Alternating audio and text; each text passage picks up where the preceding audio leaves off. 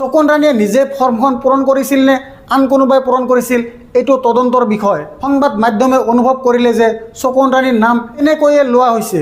কোনোবাই অন্তত ভাবিব লাগে যে নিৰ্বাচন আয়োগে দিয়া নথি পত্ৰৰ সহায়ত চকুন ৰাণীৰ বিশেষ ওলাই আহিছে। ফৰ্ম 6ৰ প্ৰেক্ষাপটত আহিছে চকুন ৰাণীৰ নাম। তাইৰ নামটো অকলে অহা নাই, মাত্ৰ এখন বিধানসভাত 33,692 গৰাকী ভোটাৰে ফৰ্ম 6 পূৰণ কৰিছে।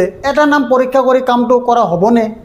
ৰাহুল গান্ধীয়ে চকুন ৰাণীৰ ওপৰত কৰা দাবীক কেনেবাকৈ ভুল প্ৰমাণ কৰাৰ প্ৰয়াস কৰা হৈছিল যাতে বাকী প্ৰশ্নবোৰো সমাধিস্থ কৰিব পৰা যায়।